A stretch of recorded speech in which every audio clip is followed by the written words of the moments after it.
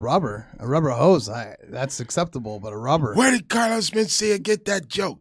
Whop, whop. Oh shit! I don't know. No, I like it. don't know. I like it in here. It's like the history of hip hop and not hip hop and fucking punk rock. Like there's no place, nobody would let them have them except for dingy clubs in New York. Yeah, and then they're let me like, tell that's you, where shit In went my down. days at the store, this was the wine cellar, and it was haunted. Oh my god! So Yeah. yeah, in your days too. Like yeah, my days, we knew that there's some people that probably caught a hot one in here. A Yeah. few. Dude, this was Cicero's. there was a story where a guy who butchered an abortion. In other words, the girl died, and I think they brought him down here and fucking worked him over, then killed him. Yeah, it's some shit, man. I mean, this was Cicero's, man. This was fucking. And believe it or not, we're Bugsy recording this Siegel's live spot, from right? we're recording this live from the Scientology Castle on Sunset right now. Okay, just kidding, ladies and gentlemen, we're not live, and this is this? Are they all in here? what's that? Them. Them? The You know, Scientology? yeah. Them? No, I Let me hope tell not. you, see, man, hey, man, look, man, see, when I was a kid, see, I grew up in Hollywood, man. Right? Like, I'm a native. Yeah, dude, you're Yeah, from. I was born at UCLA Medical Center. Oh shit, yeah. You don't get more LA than that. Nah. Okay, I was raised in Pasadena, Altadena. My first ventures out of there were to Hollywood as 12, 13 years old. They tried to touch your pee-pee? Nah, man, Hollywood was a fucking shithole, man. It was grimy. It was grungy. Crazy It how was beat back. It was like prostitutes Yeah. on Hollywood Boulevard and Sunset, Right. and pimps and hustlers and junkies. Everything. One of my favorite movies, still to this day, is Candy Tangerine Man. It's a I've never seen that. old school blaxploitation movie where the dude was a pimp, but he lived in Really? a freaking regular rural neighborhood. And then hey bitch, don't be hoeing out past Doheny. That was like, Hey, that was from when I was a kid. I love that that's movie. crazy. Past Doheny, huh? No be hoeing past Doheny. That's what he told her. Well, I tell you what, there's another cat by the name of oh man, what was this guy's name? Williams?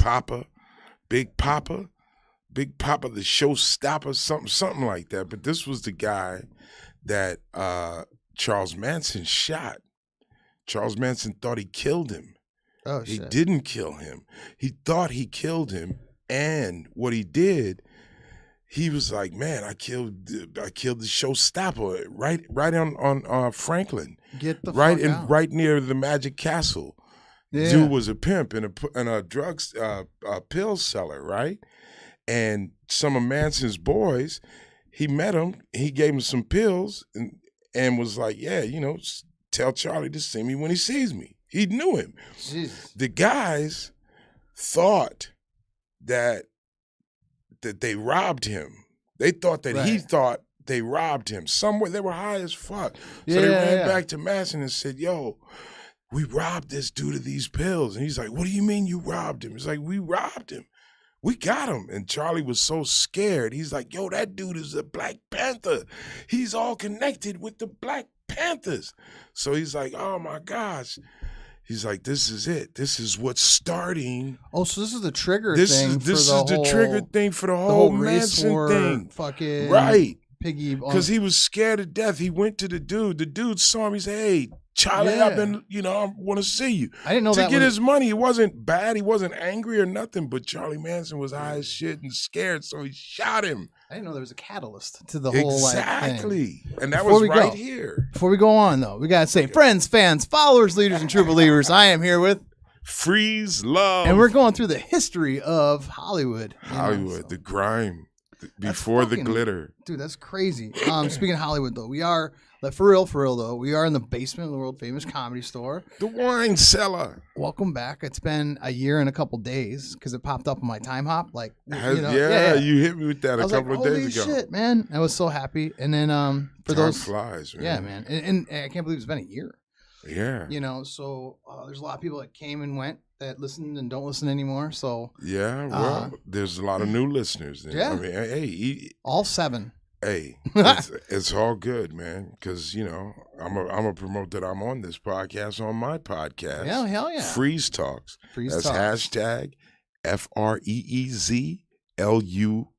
Sorry, hold on. I'm high. When you see my podcast, you'll understand why. Freeze Talks. FREEZTALKS. Hit us on YouTube. Hell yeah, man. Yeah. You guys got some really cool shit going on. And I think it's really cool. Ever since we were doing this like last year, there's been a lot of cool things that has happened, for you too. Yeah, man. So like, what else you got going on? Well, I shot my special. Yeah. And I produced it. I co-produced it with a brother by the name of Race Denton and another brother by the name of Eric Dominique Brown. And another cat by the name of Richard Dixon. It was very organic. Yeah. The way it came about, and the show, was just awesome. It was awesome. I did it like honestly, I did a 2 hour and 16 minutes set. Get the fuck out. Yeah, so and I do sets like that. Yeah. I learned here in the belly room. And in the OR on a off night when no one's in here, and you go as Eddie Griffin was I guess you could say my mentor, but he really was. He would go the entire lineup. Sometimes, and he used to tell me, he said, "Listen, nigga, when you see that blue light, that means do an extra 30." Oh, shit. Needless to say. We were both banned from the Comedy Store several times, but we would always get back in. Yeah. This was home. It was. Well, that's when you're fucking funny. You kind of get that hall pass. You do get that hall pass. And that's good. You should, because there's some motherfuckers out here that are like, "Yo, my man, not to be, or my woman, not to be rude or anything, but you're playing. You come up and do the exact same jokes every single night, and you don't take risks." I came out of this school. This is a school to me. The Comedy Store is a school. The belly room, that's like creative writing. You go up there, you take chances, risks. You stretch. You experiment. It's a small, intimate room. The comedy in a weird way reminds me of doing good leadership. You know what I mean? Yeah.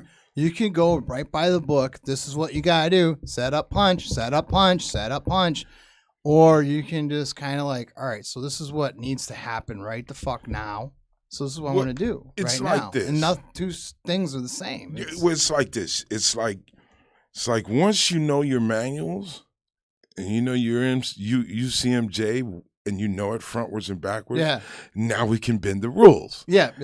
You have to know how to do comedy first, and when you know how to do comedy, then you do it. You go stretch it as far and commit to the. I learned that stuff right here in this spot. Remember that movie, The Longest Yard? Oh, hell yes. There was like a part in that movie that changed my entire life. Which part? And it wasn't just, it's for comedy. It's for the military. It's for parking. It's for everything. Right. And it's where he goes, "Hey, caretaker, was it worth punching the warden in the face?" And he's like, "Every damn minute." Like, so it's just like, I'm not saying go punch a warden in the face. I'm just saying some risks are definitely worth it. And if it is worth punching it just so you have that personal sasatisfaction, go for it. But if you get the shit done, do it. Yeah, it's weird because for me, especially being a veteran. Yeah. Salute to all my brothers and sisters, veterans. God bless you. God bless your families. Thank you for having me on your show. I love your show. All my CBs out there. My favorite sailors are the CBs because they're not sailors. I'm an army guy. I'm all land, baby. But I like all that. I was in Sea Cadets. I was in Navy ROTC, so I know what a scuttlebutt is, and I know what a bulkhead is. Half the CBs don't know that. You see? It's like, no, we don't do dry fucking bulkhead. We do drywall. What are you talking about? Right. Oh, shit, man. No, it's cool because you did Army. Dude, I thought the whole thing about the Cold War being over there had been fucking nuts, man. I mean, it still trips me out too, because Yeah. you know, here I am. I'm a kid, man. I'm 18 years old, and it was just the craziest thing, because you know, I went through boot camp in the summer of 1984, the day that the Olympics started, kicked off. That was in LA, in right? my hometown, Yeah, Los Angeles, California. Fuck. That very day, I started boot camp. I can't imagine. In Fort because that's Sill, like in Oklahoma, man. Dude. And also, Prince's Purple Rain opened that weekend. And I just remember, like, man, I cannot believe I'm missing Prince's Purple Rain opening and the Olympics. and I'm in boot camp. And I mean, you know, I was in boot camp. So I thought about all of that Prince and the Olympics for a matter of probably about good 3-4 seconds. And then it was like, oh my God, because this is in the 80s, man. We were old. Forward Army. march. Yeah, you At might adult get time, slapped in the march. You might get slapped upside the head in boot camp. Oh yeah, yeah. Like you will if you fuck up enough. I came up with drill sergeants like snatching cats, and you know, it was still old Army. You know, they didn't. Well, and the thing is too is like when you came in, you still had people that were young troops in Vietnam. And they're the senior leadership now. So you know, and not to cut you off, but because it's very important what you just said, which people need to know. Like I said, I touched down in Berlin at 18 years old. There's two concerns in well, there's three. There's Berlin Brigade headquarters, which is that's where generals are and all of this. It's, right, it's you know, garrison type. Yeah, extremely garrison, like some fly shit. Yeah. You know, this is in Berlin, Germany. It's off the chain. Then you have Andrew's concern, which is co-ed base. You know, they have military intelligence and all of this kind of stuff. MPs, they're all over there. Communications, they're all over there. And then you had McNair concern, which is where I was. And McNair concern was all hard legs, all grunts. It was 3 battalions of straight leg light infantry. Right. You know, so we had like 1 platoon of tracks. The rest was all straight foot soldiers. So I humped. Even though I was commo, I got put in the infantry. Well, that's the thing too. It's like good comms, man. Like, because that's before the 119s. You're using Prick 77s and shit back then, right? Exactly. You're using Prick 77s, 2902 antennas and 526 radios, and all I did with I troubleshot all those radios, right. But you had to carry all that shit. So you have your gear and you have and your batteries. Don't forget, and you got secure equipment, which makes your commo, you know. And back then, and that was new. All that, right? It was all new. So we had these big bulky cables hanging out of your radio, and plus your infantry gear. So now it's all like small, it's compact. Yeah, back then, like when I came in, even when I came in, the shit was like carrying a VCR on your back. Now everybody's like, "What's a VCR?" Right? You know? Exactly. All right, so it's like carrying Xbox on your back. One of the things, my first days in Berlin, I went to the mess hall. They said, "Yeah, go over there to the mess hall, grab something to eat, and come back. You're gonna check in." And I went to mess hall. And it was amazing. It was a beautiful mess hall, and the food, it was nice. Right. Everything was fly. Even it was all infantry blue everywhere you could see, and it was, man, it was like a good 4-star restaurant or something. It was fly, but it was still grunts. So you're in line and all of this. You come out and I'm like, where do I sit? And I look, and I see, like a table full of white soldiers. They're all white guys. Yeah. Then I see a table, a couple of tables, 3-4 tables of black soldiers, all black dudes over there, Then I see a table of Latinos, Then I see like a table of Asians. Everyone's separate in their own 4 or 5 tables, right? And I'm okay, don't forget I'm fresh out of AIT, so it's still a big deal that I got a choice to sit where I want to. Right. So I don't know necessarily where to sit. And then I look on this other side of the mess hall and I see everyone all totally integrated and all. I'm like, oh, that's cool. I'm gonna sit over there because if you see me, I'm like what they call ambiguously racial. Right. Like people don't know what the fuck I am, you know. And I'm half Mandingo and Scots Irish for the record. So so anyway, dude, I say I'm gonna sit over here in this middle area. And I do. I sit down and I'm starting to eat my meal. And this E8, a first sergeant, comes over to me. He says, son, what in the fuck do you think you're doing? I jump. First sergeant. He says, shut the fuck up. Lower your voice. You just got out of boot I'm camp, fresh so out of, you're but you know, you're a 10 hut. right. Yeah. And he says, what the fuck are you doing? I said, first sergeant, I don't know. He says, that's pretty fucking obvious. He said, look at your right arm. And I said, yes, first sergeant. He said, what do you see? I said, I see my arm, first. So he said, exactly. Do you see a combat patch on your arm? I said, no, first sergeant. He said, now I want you to look at everyone's arm over here. And look at that right arm, Troop. And I'm looking, and they all have combat patches. Oh, shit. From all over. Yeah. They're all combat patches. And he said, until you get one of those, you get your ass over there and sit down.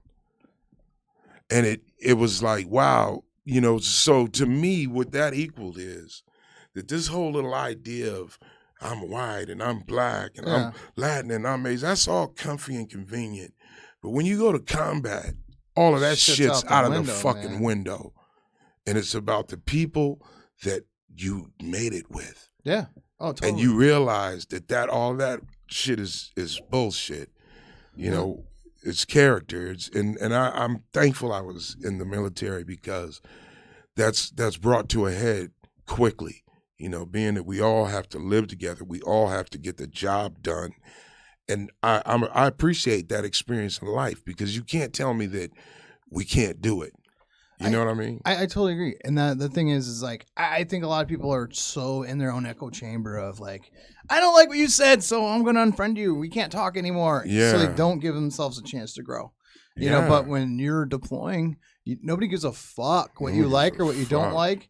I don't know. I've had people where it was just like, it was like right around Don't Ask, Don't Tell was going out. So it was like, dude, you got so-and-so with you. You know, he's gay, right? I'm like, yeah, but he can weld, so I don't give a fuck. You know what I mean? Like, hey, man, it's like, good. Let me tell you, when I was in, it wasn't even Don't Ask, Don't Tell. Yeah. If you were found to be, if you were caught in a homosexual act, you were booted out. Right. Okay? Yep. Now, here's the deal, though.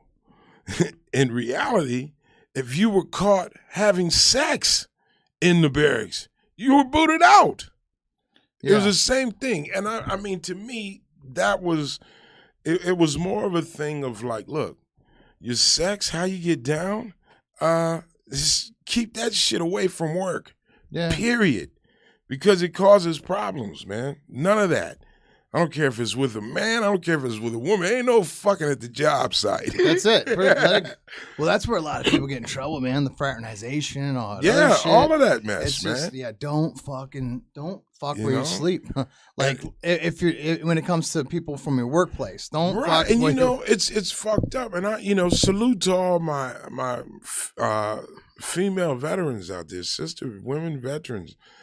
Yo, man, this shit is there have been a lot of changes from when I was in to now, and in that sense, I from what I've read and from what I've been in, seen, it's gotten a lot better. Because back in that day, women didn't stand a chance, and I didn't know. I think what happened was, and I think it was good and weird at the same time. Because I came in 96, 94 was the first time females were allowed in CB battalions. 94 they got rid of Greens. 95 is when they let females into CB battalions. Wow. And then so I came in like they're still trying to figure this shit out, And I had Chief Kellerman. She was my first. She was like when I first got there. She showed up as I did, Okinawa, as a matter of fact. She's a female chief, great person to be around, good leader. From anything I ever had problems with, she helped me out with. But I went from there, and then you just seen a lot of the training that we went through to the point where it got to say 2012-ish. Right. It was, you got scared to talk to females at all. Right. Because it went so far to the whole thing where it was just like, you know. Right, and then that's counterproductive. And then it's very much so. It's like, nah, that's. And then I think they're getting it back to where it should be, where it's like, okay, cool. Now we're starting to understand that, hey, you know, we can all. You know, it's really weird. But it's very important. Everybody feels like they're in a good working environment and they feel comfortable going to work. Yeah. You know, so yeah, there's a point where it becomes too much training. It's just like, yeah, it's now you're making everybody feel like they're sensitive. And I was talking with some people, I don't want to say names, but they were saying that this is kind of bullshit, because now it's like, I don't want people to feel like an eggshell walking around me. You know, when I'm going through the training, these are my junior troops. You know, and now they pass me. The other thing reminds me. Do you remember Patrice O'Neal's joke about the salmon and the bears? No. Oh, dude, he's like, look. Actually, I do, but no. No, I mean, I don't remember it exactly. I just remember that he did this bit about, you know, look, we're men. We're at the workplace. We're grizzlies, okay? We're grizzlies. And what comes to work? A salmon. He's like, we're not supposed to touch the salmon. Okay, but we're grizzlies. He's like, people don't want to look at the reality of what it is. Yeah. Male and female. There is going to be sometimes, you know, that's nature. But that doesn't have anything to do with making money. Yeah, there's a big difference between like fucking dating somebody or whatever versus sexually harassing somebody and pinching asses. Yeah, and you know, so it's a slippery slope, and every command's got their own like fucking thing.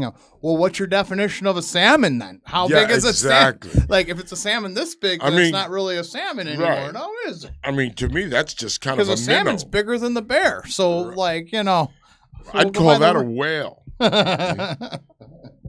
Oh, crazy. Fuck, man. You said you were there in Germany, and then when we were hanging out, we were doing some writing at your house at one time, and you pulled up the killer whales video. But then you start pulling up. I want to get back to the killer whales stuff. Okay. But you also pulled up what I thought was really interesting, and what I want to do is with Puerto Rico.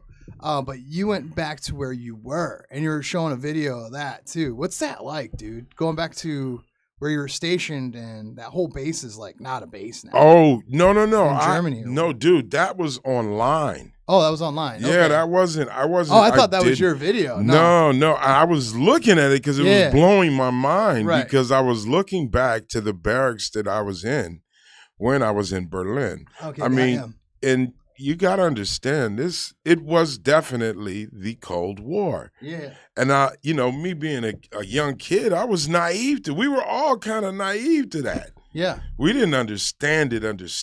You know, it's just like, here, we're in Berlin.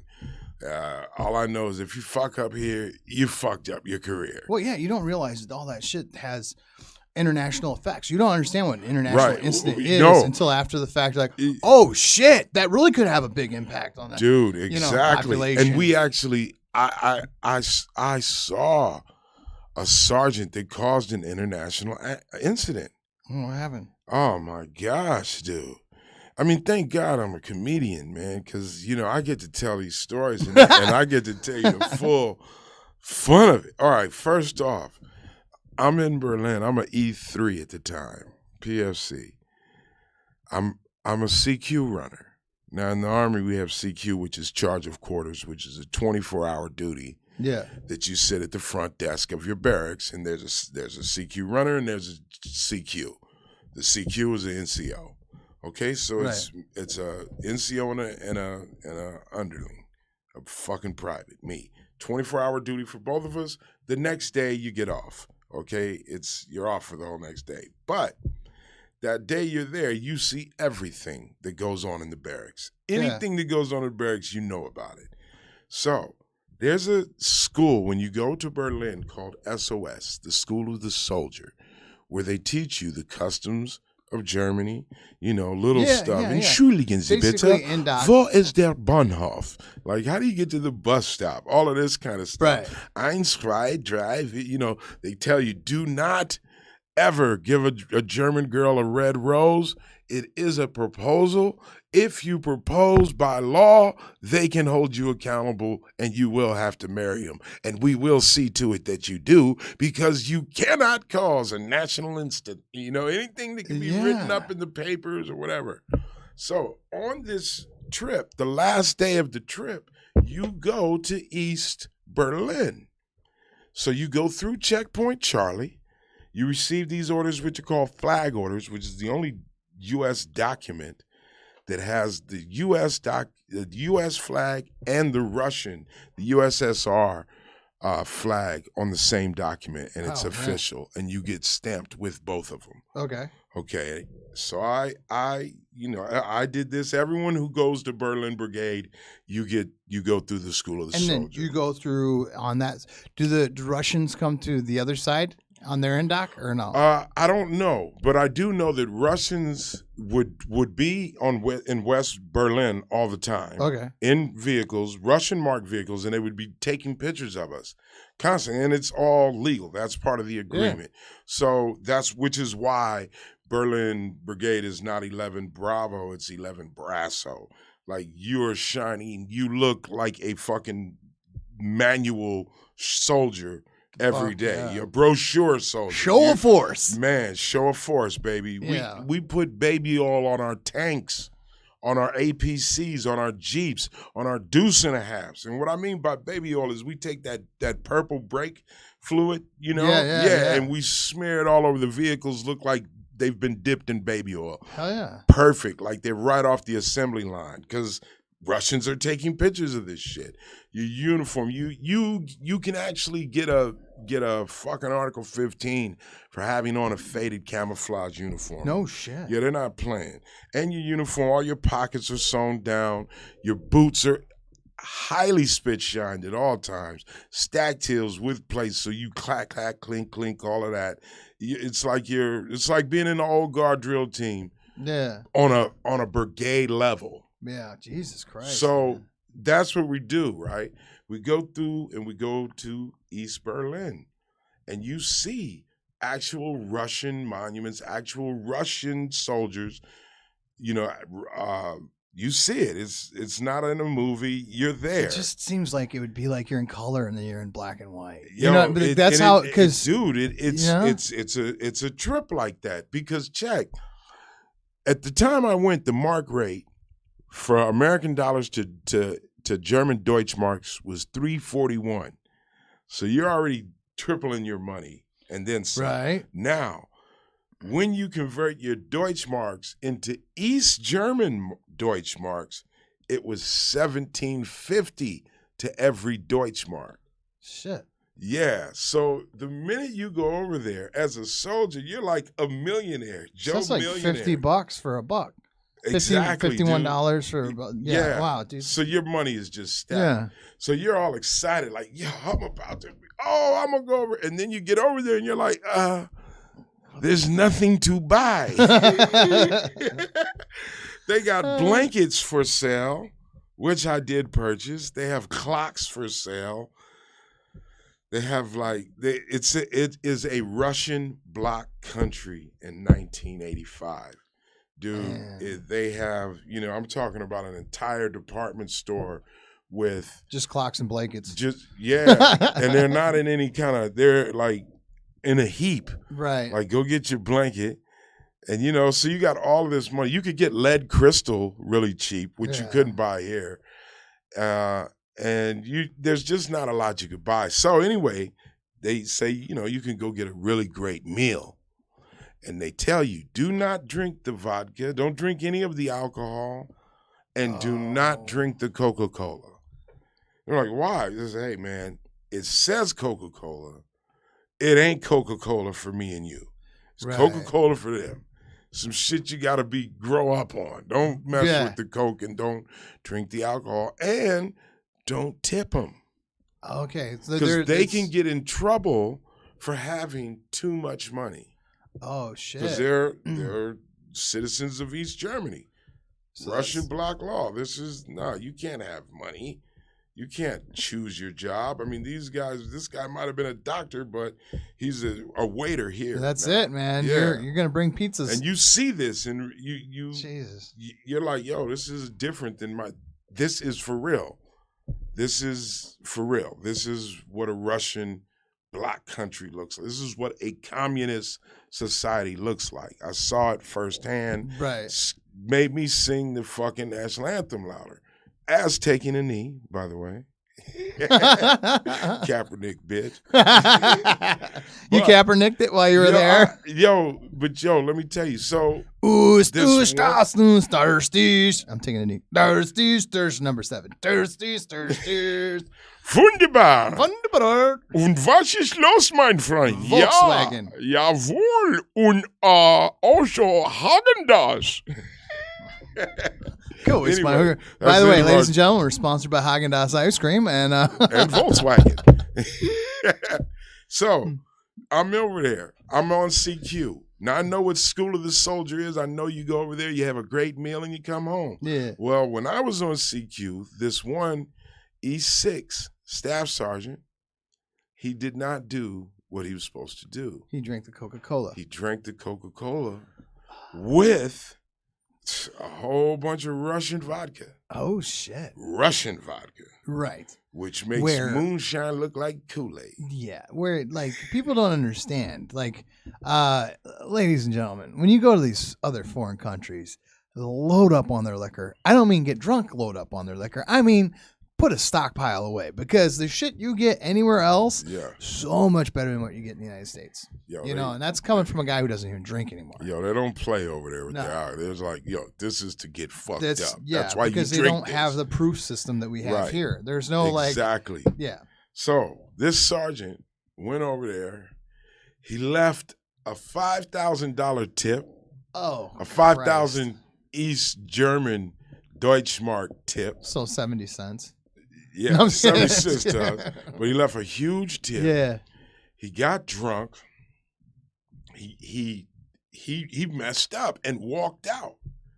They were looking for this dude. They have pictures of this dude. He hopped in a cab. They couldn't find him. He didn't return on the bus.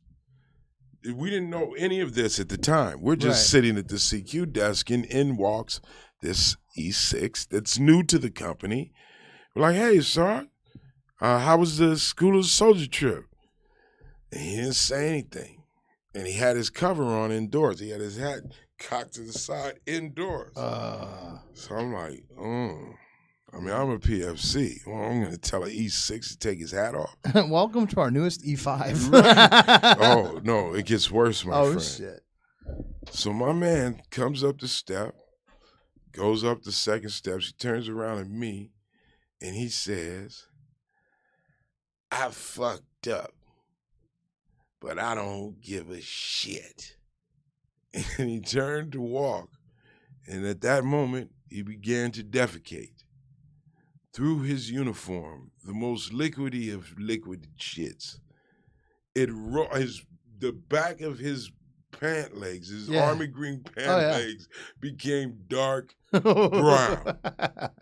The back of his shoes, his Class A dress shoes, were caked with shit. Oh. He goes stepping up the stairs, leaving a shitty footprint and I'm the CQ runner. Yeah. Now, you know they're going to try to make me clean this up, man. No shit. Well, a lot of shit. I mean, but yeah. I look at this. Like, what the fuck? I'm like, Sergeant. He says, don't worry, you're not cleaning that up, and neither am I. He's cleaning that up. No shit. So we go up to this guy's door. He's locked. His shit footprints all to his door, and they disappear behind his barracks door. So he says, you get the mop, and he's going to mop this back down. So I'm like, all right. So I got the mop and the bucket, and we go up, we knock on his door. He doesn't open the door. The sergeant opens it. He's got the master key. He opens the door, and there he is. Just as uniform, all sprawled about his whole room. Oh, just his shit. Pants down around his ankles with his army the brown boxers, like dark brown. They're brown boxers now. Dark brown. He looked like a huge baby. He looked like it's like the shit monster from fucking like Jay and Silent Bob. He was passed out. He said, I'm not dealing with this. Calling the medic. And then he made somebody, then he was like, yo, you're going to clean this. And I'm like, are you for real? Sarge, really? He says, sorry, you're going to have to clean it. And so I paid somebody to clean that shit.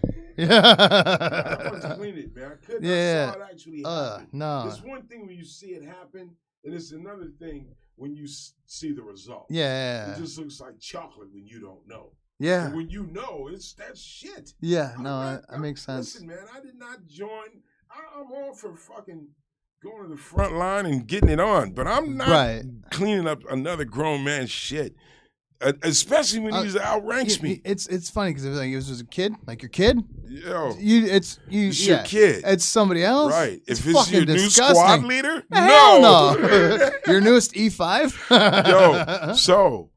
The next day, when a guy newest came E1, back, probably. They threw him in the brick, right? In the stockade. He went to the stockade. I know our first sergeant had to go get this guy. When he came back,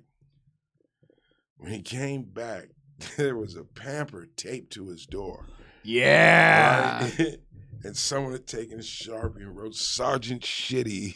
And the first sergeant said, do you have a Sharpie? And his driver had, he said, here you go, first sergeant. He crossed out sergeant and he wrote private. Shitty. Oh, shit. And he said, you are a private now.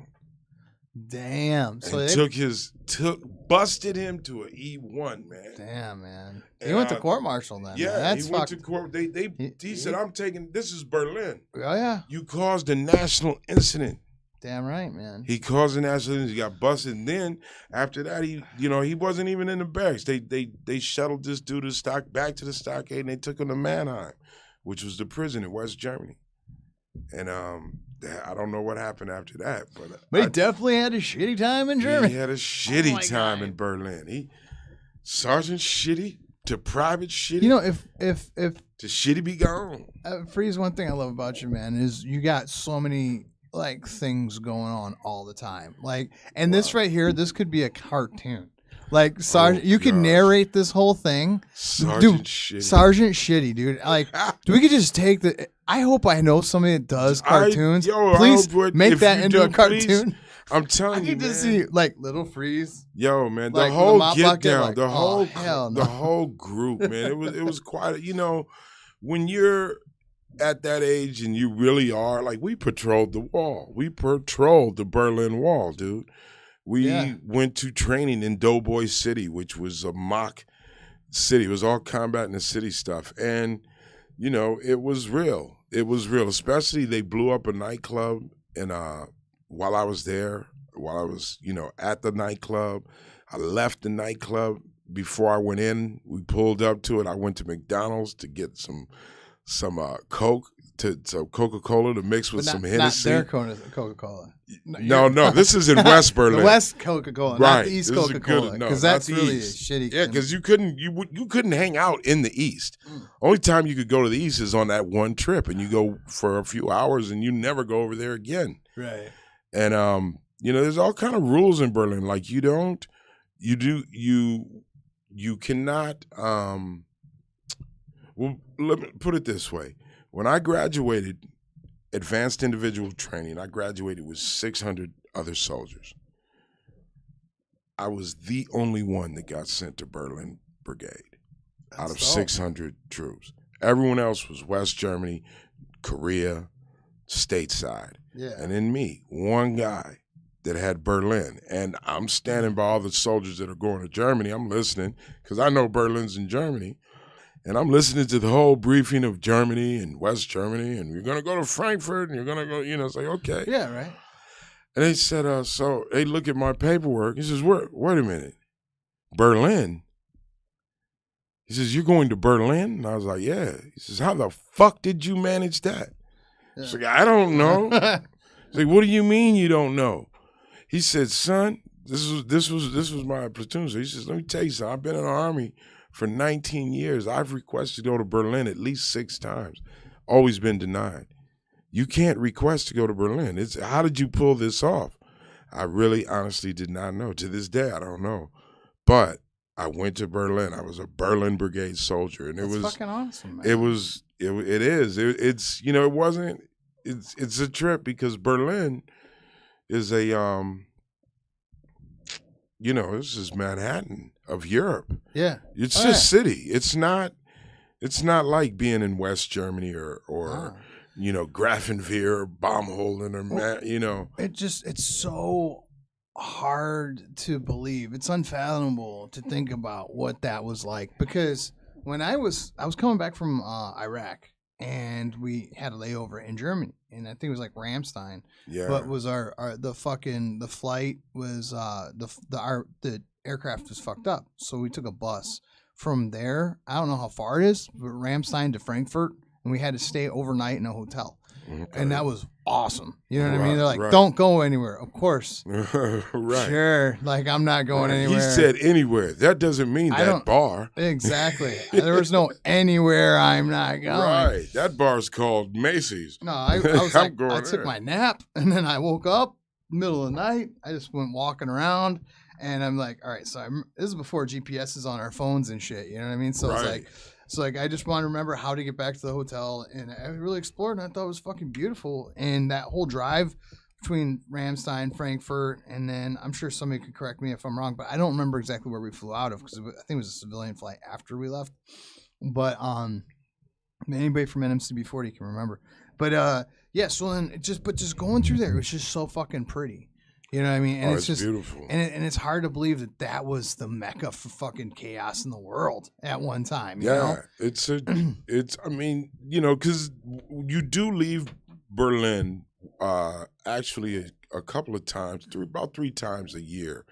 And one of them, we go to Vilflicken, which is, training. We go to Baumholden, which is for training. This is all in West Germany. It's just like, it's in the mountains. We went to this one spot for cold weather and ski combat training. That's dope. In Mittenwald, Germany. And Mittenwald is in Bavarian, Germany. Was that like some mountain brigade shit? Or? Yeah, absolutely. And it was a trip because, Oh, is that you? Okay. No, I don't think so. Okay. I don't know if that's your car or not. Was he showing you keys? Let's see. I don't know. It's a white... Here, let's just take a break real quick. You can. Okay. Yeah. So, is there any parking lot? Yeah, the white Prius. Yes. Okay. How long are you gonna be here? How much longer? Well, I mean, if you got roll. So I don't know. I know he's paid. Can he stay or no? Oh, he's paid regular. Yeah. He's paid. He's on the wall. Okay. So. Yeah, you can stay for the podcast. Okay. All right. Okay. Cool. Okay. Yeah, so get that shit straight. I'm a paid regular. That's what. Yeah. I was like, yeah. Well, that's cool.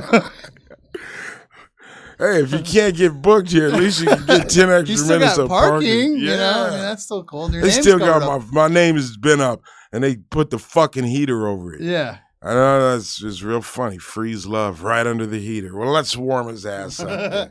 Yeah, I don't think you're warming up, man. Nah, I don't think I'm freezing. No, Speaking of warming up and freezing and shit, so back to the mountains. So that shit's got to be fucking crazy. It is. It basically, it's like you get assigned with a German mountain division, and you're gonna be with a German mountain division for a week. Right. And the first day, they put these sheaths on these skis, and the sheaths are for cross-country skiing. Okay, and they basically say, okay, you're going to learn to ski today. So is this kind of like they just throw you in a pool and swim? Skiing? Yeah, you got an M16 on your back, you got your pack, you got all of this shit, and now you got skis, and your boots step into them. Oh, fuck. You got these new boots that are made, they're German mountain division boots, special boots that are made for combat and to step into skis, which we do. And let me tell you, my friend, by the end of the day, I know how to ski. I know how to ski. Lovely. Yeah. Great. And I learned a full day of trial and error of getting my ass whooped in the Bavarian Alps and just You've never really skied learning. before. You first learn how to do the splits several fucking times. Several times. And with the pack on, it's even, you know, And a gun. and it's crazy because the German soldiers, you know, they speak German too. I mean, I don't speak German. I speak Berlin German, which is like, hey, was ist los, you know? But these guys are like Bavarian German. Which That's Spanish Harlem Spanish. Right.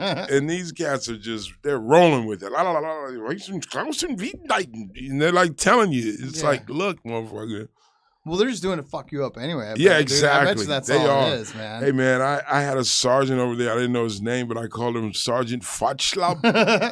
He's fat. Do you want some strudel? Yeah, strudel. Hell yeah. You want some strudel? And cordon bleu. That's what you eat a lot of cordon bleu and strudel over there.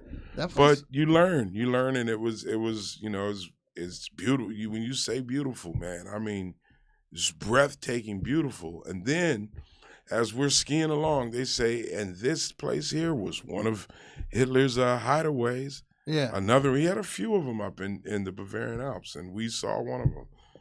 And you saw all that shit when you go over there in Germany. Man. You know, they take you to you see, I went to Auschwitz. That's what, oh man, you know, I really want to. It's unbelievable. Check that shit out. I like the castle. I seen like a lot of Saddam's palaces and stuff like that. Yeah, that's what you were saying. Like, that blows me away. You know, like the Hitler shit, man. Like that tripped me out. And then, like, I would really like to get, as morbid as it sounds, but I want to get that feeling, that eerie. I want to know that eerie feeling of walking through Auschwitz. You know, I want to go to. Well, you know, this is one place I'm gonna tell you that was pretty crazy, and I forget you know, I guarded Rudolf Hess at Spandau Prison. Yeah. On a duty, and it's a duty that every infantry. You hung him, huh?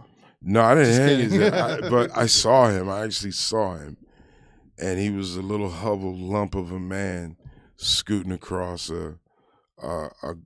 from one building to the next. Like you see him like literally like 3 seconds, but it's only from one guard post that you will actually see him. So they rotate the duty so that everyone during the 2 week that you're at Spandau Prison, you will be in that position. Right. And the thing that sucked about the duty is while you're in there, you are completely isolated. You're in prison. You were in Spandau. We were in prison. You could not leave. You couldn't receive phone calls. You could not have books or writing material. You couldn't play music. You couldn't watch TV.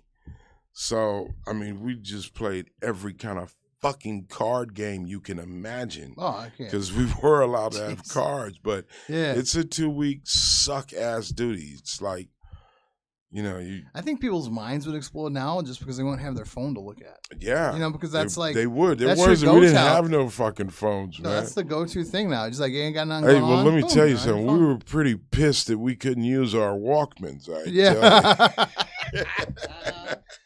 And I'm talking about the cassette ones, the cassette Walkmans, not even the CD Walkmans, the cassettes. So this is what, probably 1984, 5-6-ish? Yeah, 85, 86. Man, and then for me, like all the good heavy metals coming out at this time and shit. Dude, it was, I mean, music was, that is one thing that was really cool about being in Berlin. Super fucking dope, man. It was. You could go to Berlin was literally, dude. We would and I have a script too. So you know, I have a script about my time there. Oh, dude. And that means that something needs to come about it. Yeah, well, it's I got a few things in the work with it. In the works with it actually, which is cool because we're in such a beautiful age because you can actually do stuff and get stuff done independently now. Yeah, yeah. You know, so I'm really happy. But this is, people don't understand. We're talking hip hop. Hip hop was like big to the world. It wasn't only big here in the States. It was exploding in Europe too. Thing, man. You know, it was the new thing. And not only hip hop, but reggae was the new thing. Not only reggae, but punk rock. And in Berlin, you could go and every night was a party, dude. Yeah. We partied every night. You could go in one night. You go to a reggae club, then go to a punk rock club, then go to a fucking country western club, then go to a fucking hip hop club, and it was just clubs, and they were cool clubs, and it weren't, it was. Dude, the mark rate was Reagan was president. We were it was trading fun house. being American. They weren't kicking your ass. They weren't hating you then. Nah. It was actually fun to be an American in Berlin, and it was an interesting time to say the least. I mean, dude, because while we were partying, all of this shit was going on. The Cold War was very much going on. We bombed Gaddafi at that time when I was there. U.S. Army Major, Major Nicholson, rest in peace to this dude. This guy got shot while I was there, shot and killed for taking pictures in Potsdamstrasse, which is kind of like a neutral section of Berlin, right in the middle. But he was just taking pictures. He was taking pictures, and it was the Russians, not East Germans, actual Russians, said that he was taking pictures of things he was not supposed to be taking pictures of. They ordered him to stop. He didn't stop. They shot the guy, and I think they wounded him, but they would not. They held his driver at bay and would not let his driver administer first aid. So this guy passed away. So it was a big deal. Yeah. I mean, I'm there, and mind you, this is like 2 weeks after Club Labelle's blew up, right? Which was a terrorist attack, and this is when terrorist attacks were not common. No, not this at all. was new. And that thing is too, like, all right. So it was a club. Were troops targeted, or do you think? Yes. Oh, absolutely, because this club was called Labelle's, and I used to go to this club every weekend because there was a rap contest every weekend. Nice, yeah. It was like a real, like, you would hear all the latest hip hop, all the latest R&B. It was like so this is local German artists. This is local, yeah. Well, people deployed too. People deployed, yeah. And it was. I would say it was a good 80% U.S. military, right, in this nightclub. Jesus Christ! And the people that got killed were 2 soldiers got killed, and a Turkish woman got killed. And this was we were thrown into a full red alert, like real deal. I'm on that same night that happened. I went from being at that club, looking in a pit with people that had just gotten blown up, not understanding that they had gotten blown. It was just we did not know what had happened at this time. Yeah, because the floor had collapsed of the discotheque. The floor collapsed, and probably sitting there thinking shitty building codes at first, man. Well, then exactly. Like, what the fuck happened? Exactly, because the two the stores that were on each side of the place, those walls had collapsed as well. So the stuff, there was furniture in the pit with people, and there was paint, Jesus Christ, and paint buckets and cans, because there was a hardware store and a furniture store. Right. So you're looking like, what the fuck is going on here? And then the Polizei are there, and they're like, hey, what are you? They're speaking to you in German. People are panicking. You don't know what's going on. Yeah. And then the MPs come, and they're like, hey, if you're a U.S. soldier, report to your unit. This was a terrorist attack. Jeez. Up until then, we didn't know what it was. How long were you guys locked down for? Because usually, well, instantly I went to my barracks, and we rolled to our position, which was a combat position on the wall, trained on the wall through the Grunewald, which is kind of like in New York, it would be Central Park. In L.A., it would be Griffith Park. It's like the main park of Berlin was called the Grunewald. And my specific unit, we patrolled a section of the Grunewald that actually the Berlin Wall crossed. Right. So we were right there with live. Because I was an expert 50 cal gunner, as a matter of fact. Good shit. Yo, it was good shit, and I used to talk shit because I wasn't an infantryman. I was a Yeah. camo dude. And So you got the best fucking gun. Yeah, That's the I best, love man. 50 cal. I love them, man. That's my shit. So I was, the camo guy, the qualified expert over a couple of grunts, and half my unit actually was away at training. Half my company was in training. Yeah. So when this happened, I'm in the camo shop getting ready to pass out radios and batteries and shit like this. And my platoon sergeant, he says, Farmer, you have to go up to first platoon. I said, I already gave him their radio. He says, no. Ma deuce, motherfucker. You're a 50 cal gunner. You're an expert 50 cal gunner. Go get on that top of that APC. And that's where I went. So we rolled to the position, our position, and there we were, man. And I remember locking and loading. And I remember it blew my mind that this ammunition, there were no light blue tips. Yeah. That's this training. Is real shit. This is real shit, man. And, the fear of not knowing what's going to happen, that's how come when someone says that it's acknowledged that someone is a combat veteran, as a veteran who I did not go to combat, I have the utmost respect for for my brothers and sisters who are combat veterans, any combat, any skirmish, because I know how scared I was at almost going to combat. Right. So, that's I really respect all veterans. I don't care. You just stepping up and saying, hey, if that goes down, I'm here to do that. It's just a whole nother level of respect that I have for people to do that. One thing I think is crazy too, after being in combat, after doing it, you know what I mean? After going through that shit, is that when you go through the training, I just had, how I popped up with you, and then you said Farmer. It's funny because one of my real good friends is Derek Farmer. Really? Yeah. This cat, this dude was, he and I were in battalion together, an amphibious battalion together. Okay. And you know how they have the memories of all that shit, like back in the day? Yeah. On Facebook.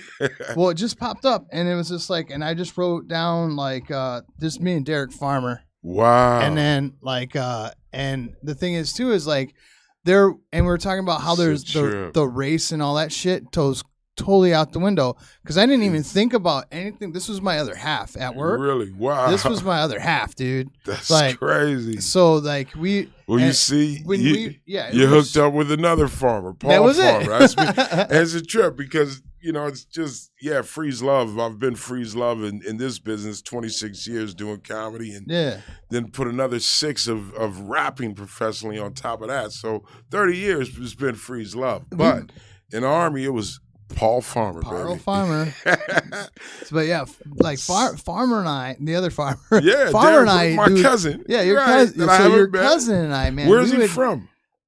Shit, I don't remember anymore. I mean, it'll come to me in a little bit, but yeah. But I always think of Mississippi because, and he'd probably always think of me as Port Hueneme because of the battalions we were at. We were from 2 different coasts. Okay. I spent most of my career out here. I was a Hollywood CB because I spent my time in Port Hueneme, and then he was, Gulfport, Mississippi. So we just always associate each other with those areas, but. Wow. The thing is, too, like, we didn't deploy together, but we trained together. We had and we were both in different parts of, the theater and shit. And it always worked out where it was just like we had conflicting ideas on how to do stuff, and we worked through them. And we'd be like, what do you think would be better, dude? And we'd do land nav shit where, like, we'd set up these courses. And there's this one time, it was me and Stimson. What we did was we had a patrol that was supposed to come up to us and get intel. And we were villagers. Okay. And then the whole thing was they were to see how well they did this land nav, do the land nav, do the patrol, do the hand signals, blah, blah, blah, and do the motion. And they're supposed to get intel from villagers and then leave us. But we threw in the first aid part. They didn't realize that I had Farmer with an M14 pulling trigger, like pop, pop, pop, pop, and then we didn't have an AK, but we had an M14. Yeah. So anyways, he's popping it off, and then they had to do basic first aid on us. That was a twist that we came up with. It's like, oh, fuck yeah, man. So I had like these bladder bags of fake blood. Okay. And then, to stop bleeding, you apply direct pressure. So this one cat goes to try to plug my wound, but he doesn't really figure out where it is, and I just keep squeezing the thing, and it's basically like a baby pissing in his face of red. It's just like, and then like he doesn't cover it up, so I'm just like purposely like aiming it like all over his face. Right. It's like, you know, like the old sniff the flower prank. Right. So, anyways, yeah. So fucking Farmer and me and this cat used to put together all kinds of cool shit. Man, I honestly miss a lot of that stuff because you don't get that out in the regular world, man. I mean, let me tell you, infantry. I was in an infantry unit, and I remember when I first got assigned to an infantry unit, I was like, shit, this sucks.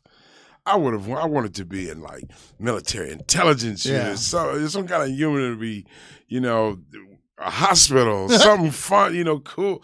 I went with the grunts, and I was pissed at first. But let me tell you, after going through training, I went on a 90K raid. Yeah. I went through Force March Live Fire. I went through all the grunt stuff, and I was like, man, this was some of the best times in my life. Yeah. And some of the bonds that I formed, I still have to this day. And I'm so this social media is cool. I talked to guys that I was in Berlin with, in 1985 and 1986. One of my boys he was a private. Yeah. And I was a private together. He just retired a few years ago. Yeah, and man. he went the whole, command sergeant major. Right. And well, I think it's cool too because you got those people you only known for a couple months, maybe a couple years. And that's it. Yeah. And then you got the people that you knew your entire life. You still know. You might say hi and you might fist bump them, and that's it. You don't give a fuck. But there's so much more of an impact to these people that you've lived with. Than anybody that sometimes even more than blood family. And it's just a lot of times, like, man, because it's the struggle, man. The day to day. The struggle is real. Struggle is real, man. And when you struggle with someone, it's a whole different situation. You see people at their best, you see them at their worst, and then you see them all in between. Did you struggle any, like when you got out, like just figuring out who you were, or get your feet back on the ground, or? Honestly, it's crazy because I'll never forget, man. I was in the Army. I was ready to re-enlist. I went to re-enlist, right? And when I went there, they said, they already went to lunch. I went to, PAC, where they do all the paperwork. They said, they went to lunch. You have to come back after lunch. I said, all right, cool. So I'm going back to my barracks, to wait, like shit. I'll take a nap right quick because it is lunchtime. Let me go chill in my barracks. And I see this one kid. And he says, where you going, farmer? I says, man, I'm coming. I went to re-enlist, but they went to lunch. He said, re-enlist? He said, boy, you're dumber than you look. I said, hey, man, there's nothing wrong with re-enlist. He says, hey, all I'm saying is this. You are the funniest motherfucker I've ever met in my life. You could mimic anybody anybody. Yeah. He says, you fucking rap, you can act, you are really talented. And you're from Hollywood. You're from LA. You're talented. But you're going to re-enlist. Ha, ha, ha, ha, ha. You're a dummy, man. You better get out and make you some money. And it hit me. I was like, really? I should. And the minute I literally did not re-enlist, I got out, and I was like, I'm going to go after this entertainment thing. Fuck yeah, man. And I did. I went hard first with rapping, and then in the hip-hop, scene, and the underground scene here in LA. I'd been on I did about 5 different releases on 5 different albums. I mean, different labels, and not albums, singles. Yeah. But I was involved in hip hop in the early stages in West Coast in LA with, I performed. I was doing it, and then I came into doing comedy after that. After I'd been doing that. How did you do that transition from rap to comedy then? Well, it was crazy, man, because it was a thing of it was like on a situation where I was in a studio and I was talking about the engineer so bad. you know, that You started roast I battle started right there. roasting him, just tearing him up. And he started turning off the equipment. And he's like, hey, what are you doing? He says, I did not come to work to be chastised by a professional comedian. And all my friends are like, you see, dude, you see? You're not regular, man. You need to do that. You need to do that. And then I had a friend who was there, Reese Clark. And this dude said, hey, man, my cousin, he runs the Comedy Store. His name is Danny Grayson. Let's go meet him. He says, I could get you up there tonight. I said, really? He says, yep. And then another friend of mine, this cat named Jeff Broadway, he says, hey, big homie, you need to go. Because you should go. Yeah. And we actually left a studio here in Hollywood called Kitchen Sink. It's no longer there anymore. It's across the street from the Home Depot on Sunset. Oh, okay. Now there's yeah. like It's a hotel or some Citizens shit. Brigade or Yeah, something. UCB, and then there's a hotel right next to it. All of that new stuff, this is where that place used to be. Right. And we went from there, we hopped in a dually truck, and we drove right down Sunset and came into the Comedy Store. We pulled in the back. My boy Danny Grayson, I didn't know him then, but he just so happened to be coming down the stairs of the belly room. And my boy says, yo, hey, this is my cousin right here. Hey, this is my man, Freez. He's hilarious. Yeah. Can you get him some time? He says, hell yeah, come on. And we walk upstairs to the belly room, and I meet Dante. And Dante says, yeah, come back tonight and we'll put you up. Come back at around, this was probably at about 6 o'clock or so. Yeah. He says, come back tonight at about 8 o'clock and we'll put you up. And so I didn't even leave. I went to Carney's or something and just hung around and was nervous. Like, oh my gosh, this is going on. The pre-fucking mic jitters, man. Exactly, yeah. you know. And I remember the date, November 3rd, 1992. And so I came back and I said, 8 o'clock, I'm ready. He says, okay, man, you'll be up. And, all right, now it's 9 o'clock, 10 o'clock. 11 o'clock, you Figured know, out how to get bumped I'm like, the first night. Yeah, I'm like, yo, my man, are you gonna put me on? And he's like, you know what? You're up next. And I said, really? Okay, cool. I'm up next. I'm like, oh, now I'm really getting nervous. Now the guy who was on stage was getting heckled. Oh shit. So he was getting heckled to the point he says, yo, I want you to, or he says, if you think you could do better, I'd like to see you come up here and try. So someone from out of the audience, they walk up on stage and just grab the mic and start doing comedy. And I'm like, yo, what's going on? Like, I'm supposed to be next. Right. To this guy, Dante. He says, you are next. As a matter of fact, you're more than welcome to go grab the mic from him. He's not on the list. I said, oh, really? He says, yeah, absolutely. Oh, fuck yeah. So I said, all right. So I walk out there. I said, yo, give me the mic, man. You're not next. And the dude's like, who are you? I'm like, yo, don't worry about who I am. Give me the mic, man. And he gives me the mic, and I'm like, no, you sit your fat Shabba Ranks looking ass down. Nice. And I just tore into him, started roasting him. And, that whole story is a part of my special.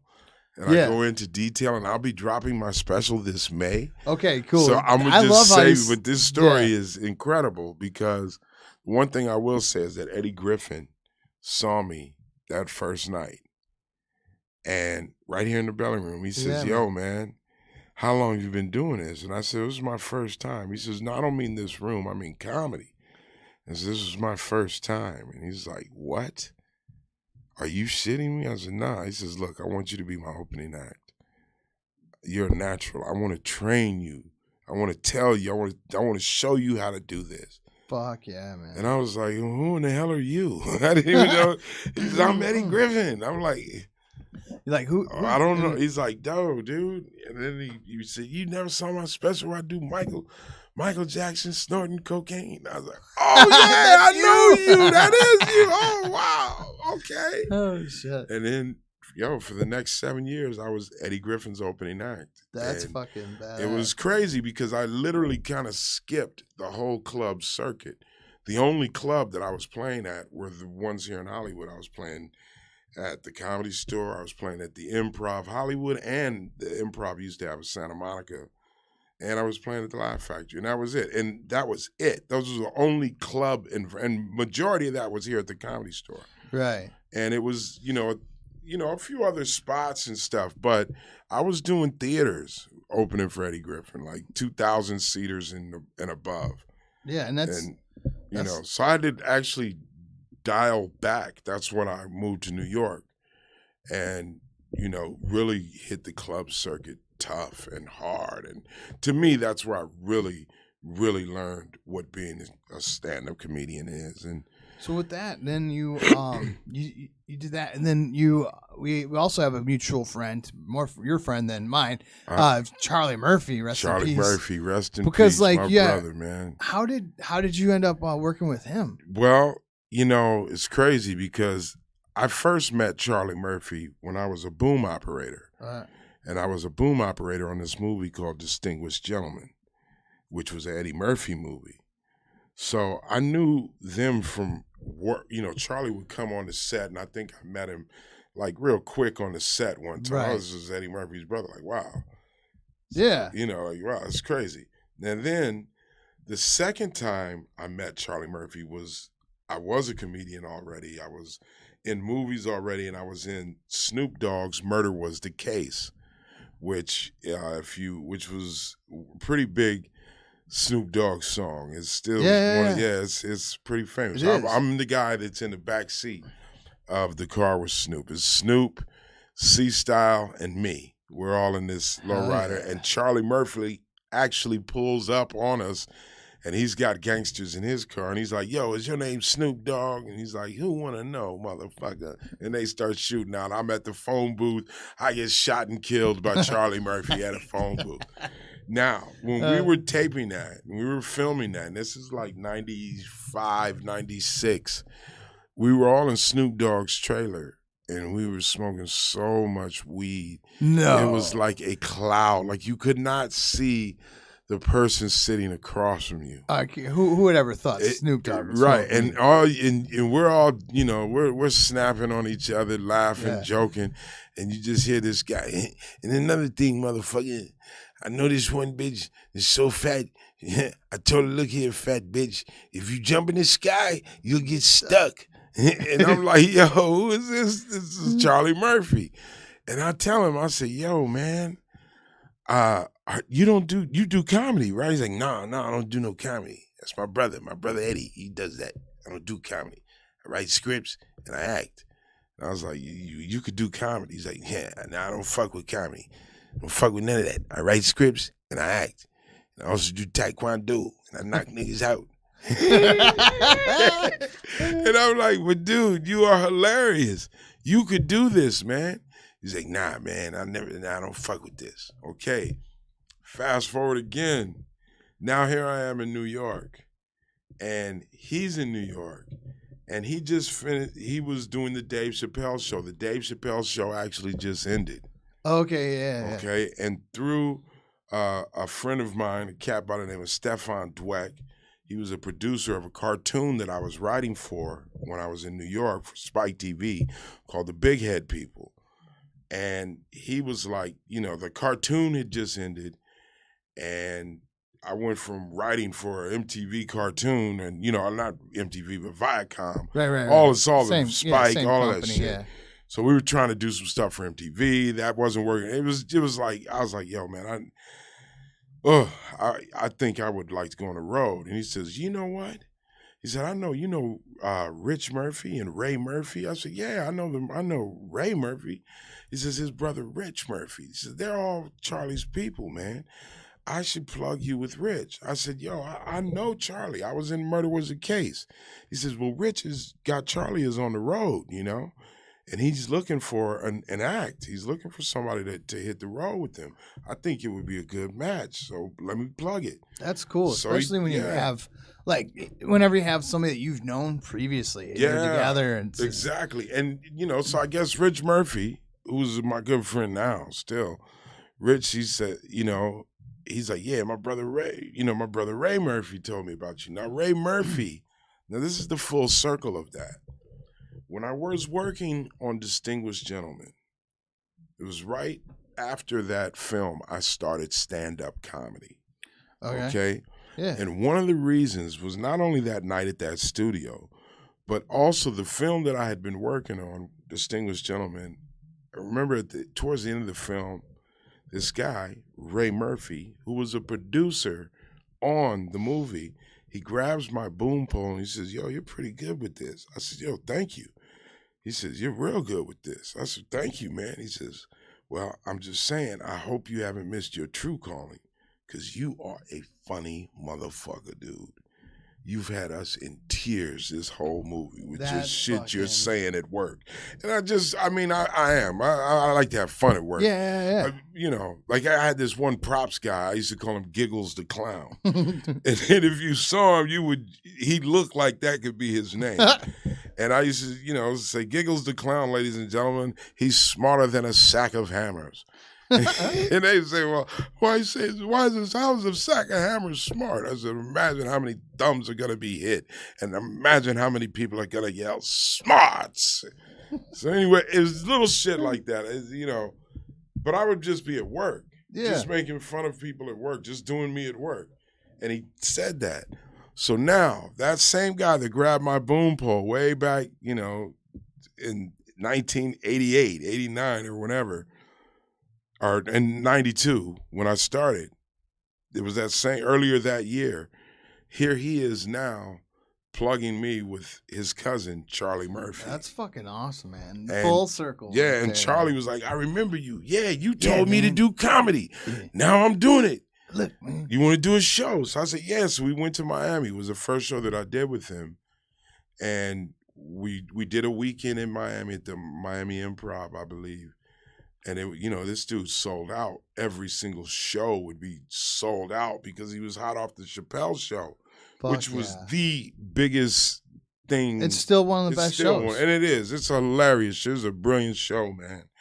And, Charlie he had started comedy with Bill Burr and Donnell Rollins, and he went on a little stint of a road with them, but I think it was, he told me Bill Burr told him that he was a headliner. He said, look, Charlie, Bill Burr's boss. He said, look, Charlie, man, everybody's coming to see you, man. They're not coming to see me and Donnell. They want to see Charlie Murphy. They're coming to see you, man. You're the fucking headliner, Charlie. And he's like, really? He's like, then I should get the most money, right? And he's like, yeah. I mean, but you got to start your own show. This is our show, and it is what it is. Yeah. So he says, well, I'm going to start my own show, and he did. And this Miami thing was his first show. And I came, he saw me. He's like, yo, I want you to fucking roll with me on this. I said, thank you. And that turned out to be an 8.5-year run.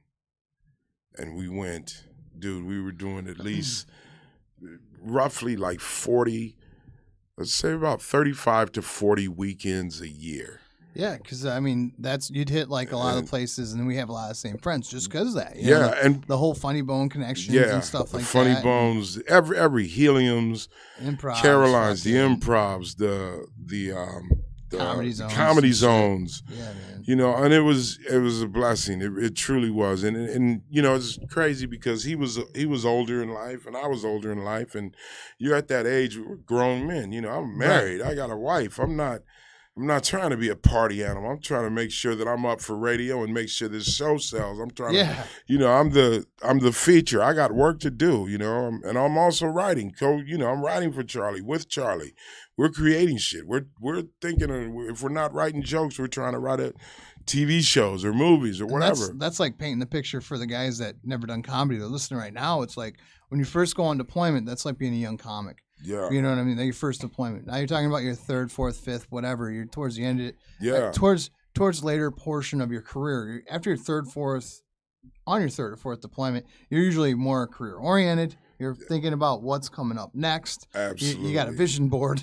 You're not trying to get double vision. You got a vision board now. Right. And for me, it was, and that's why I always be thankful for Charlie Murphy and have so much love for this dude, because here I was, a comedian that already had So about 15 years of stand-up comedy under my belt. Right. And I'm a beast. I Yeah. bring it. I don't play. I want people to get their money's worth.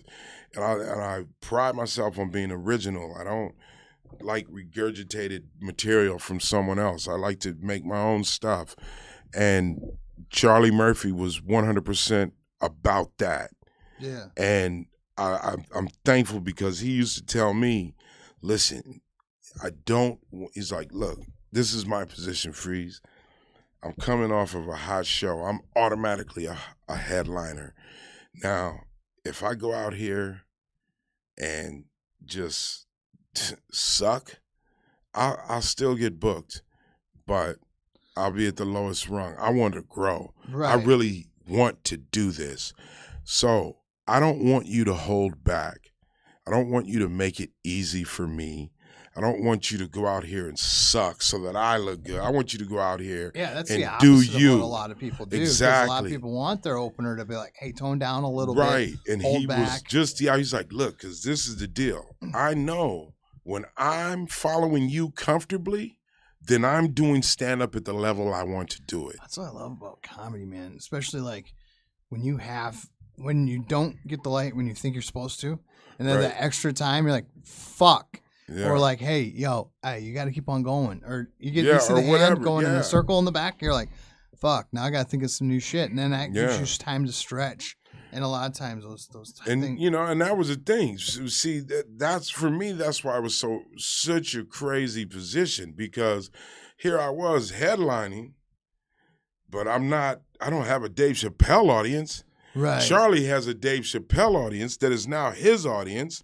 So it's like, okay, do you want the money and eat and exposure? If you do, you're going to have to take your headlining ass and condense it into a 20-minute set. Right. And still maintain the fact that this is not your show.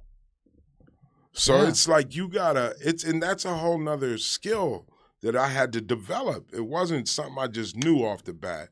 I had to develop. Oh, man, being humble's hard And sometimes, especially after. It is, especially in this. Yeah. Because, you pride yourself on your nuts. It's stand-up. That's part of being a stand-up comedian. A lot of comics just have such. We all have a big ego, or we wouldn't be trying to get Yeah. approval from other people. But and applause is that approval. exactly. So- And you crave that. That's why you do this. Right. So, for me, it was like, wow, okay, this dude has not been doing stand-up for 15 years. This dude is naturally funny, like you were, Freez. This dude does not have to take the orthodox approach because he's naturally funny. Let's just see how to work with this. And we really took his natural storytelling ability and put it into jokes. And just because I knew how to make jokes, I write jokes. And it was like, yo, we'll do this. And once I showed him, he wasn't the kind of guy that's like, hey, write me a bunch of jokes. No, that never happened. Charlie was, let's write. That's awesome, man. Which means we would. And after our session, he would come out with 10 new jokes, and I would come out with 10 new jokes. And that, because we would share. We would help each other. Like, oh, this would go great with that one joke you do. Oh, when you do that, I'm doing a whole new joke where that fits perfect. It's like, yo, take that, whatever. Right, yeah. This is about, we're having fun. Exactly. We're seeing the world. We're winning. And the audience is leaving ecstatically happy, which means what's cool too is they're coming back. Yeah, and he obviously is Charlie's obviously Eddie's brother, but most people don't even know that. Like at first. That he has such a different approach. He didn't follow on coattails. No. He fucking grinded it out. He was on a TV show. He worked. And then he worked his ass off. He did 100% of the work. And let me tell you, and also hats off to Eddie, because Eddie could have just made it so it was easy as pie for him. But he did not. He did what he did with any comic. He stepped back and let his brother develop into his own thing, uninhibited, like all of us. He made his own bond with other comedians. He's good friends with Neil Brennan. He was good friends with Dave Chappelle. He was good friends with Donnell Rollins. He was good friends with Freez Luv. He was good friends with Bill Burr, with just other comedians. The camaraderie of comedians. Yeah, he lived that. He experienced that. And one thing I learned. What I learned is how to be a star. Because Charlie Murphy was a bona fide star. I saw it with my own eyes. You couldn't go anywhere, dude. We would be in Winnipeg, Canada. That grin. And we'd get off the plane and you'd hear Charlie Murphy and his bodyguard. I'd be like, I ain't his bodyguard, motherfucker. I'm Freez Luv. Oh shit. Man. But that's my dog, man. And it was something to see. And one thing that I admire about him that I want to pass, one last thing, because this is how I am as well. And I would always say this to any headliner out there. The one thing that I admired about this guy is he never denied a comic time on stage on his show.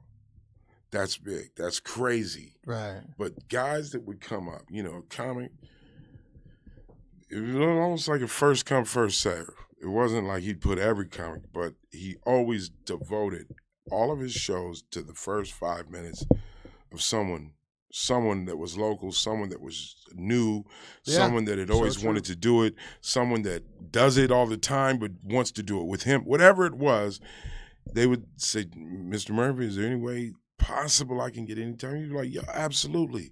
I'll give you 5 minutes off top.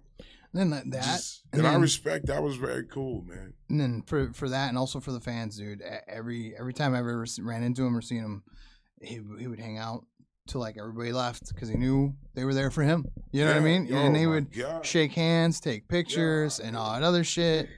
Man, that's the thing. And he loved like a lot of the people in Norfolk because because he was a sailor. A lot of people don't know. Charlie Murphy was. And guys would come from his ship. Yeah, was on the ship with him. And dude, I mean, anytime we would go down there to Virginia, to Richmond, even or Virginia Beach, any of those funny bones, there was always crazy Navy people. Even in D.C., there would be, because that's a lot of that. A lot of that way, and that was always, hey man, that was the thing with Charlie's. Like we would have a show, every show. We would on a weekend. You got Thursday night, you got one show. Friday, you got two to three. Yeah. Saturday, 2 or 3. Sunday, usually 1. But that last show, we'd be done at like 1 o'clock, maybe, and we would not leave the Funny Bone. We would not leave the Comedy Zone till like literally like 4 o'clock in the morning because the next show was in the green room. Yeah. Jeez. And we would be telling stories. Charlie would tell a story. I would tell a story. And we would tell a story. And it was just that. Hey, what's this like? What's this like? He'd ask how things are like, what things are like now, man. He was still curious about what the changes were from when he was to now. I thought that was really cool. What's that like? What's the galley like? He used to say, I know so fucking much about being a boiler tech. Yeah. Freez, I was a boiler tech. I was in the hull of the ship. Filthy motherfucking job. And then I got promoted to beach captain. And I had the cleanest uniform on the ship because I didn't do shit.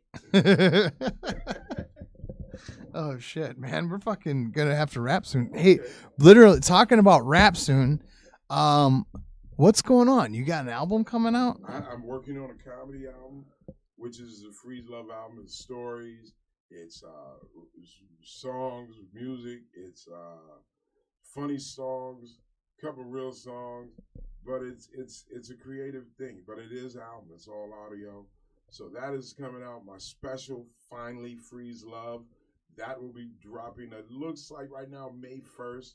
And I will be selling that on Vimeo as it stands right now. Nice. Selling myself. I went and I talked to a few people and I see the offers that they're giving. It's like, nah, I'm good. I'll sell it myself. Yeah, there's so many people like getting shit and kind of on the cheap now too with Netflix I because mean, they're flooding the market with a lot of stuff. they And flooded the market. So I mean, thank goodness. Big shout out to the Corey Holcomb 5150 show. yeah, To the So What show, the Voice of Reason show, to your show. thanks, Being man. on these podcasts, also the High Tonight show, all these podcasts that I do, and my own show. I've been able to build up, like right now, I haven't even had my podcast for 5 months, and I got 11,000 subscribers. Nice. And and it's growing. It's growing all the time, and it's just been a great experience. So even, I'm just selling to the people that already like me. I don't have to convince them. Fuck yeah. I'm selling to them at a real good, cheap. And that's it. They got it. And I'm good. If you're giving quality at a good price, Right. everybody will fucking And come to it. one thing I'm gonna say about my special is that I feel really good that I have a piece of work that I'm proud of. Fuck yeah. I'm proud of this work. I've seen funny as man. It's some of the stuff that you showed me. I'm like, this is fucking great already. thank you, man. Hell yeah. And it looks great too. Shout out to Ray Stinton and Dominic Brown again.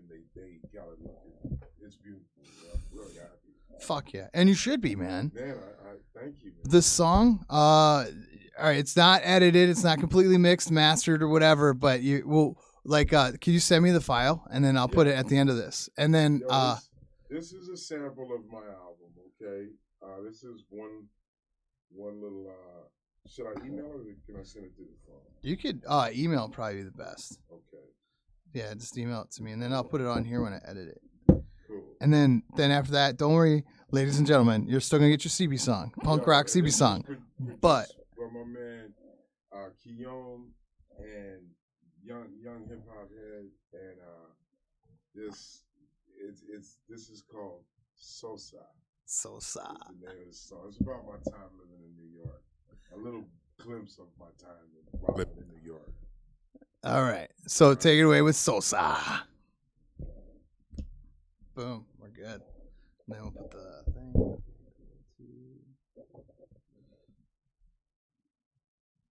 There we go. Oh, I love how you just type Obi and there it is. Perfect. And then I didn't send it. Just do whatever you got to do for the send. So. All right.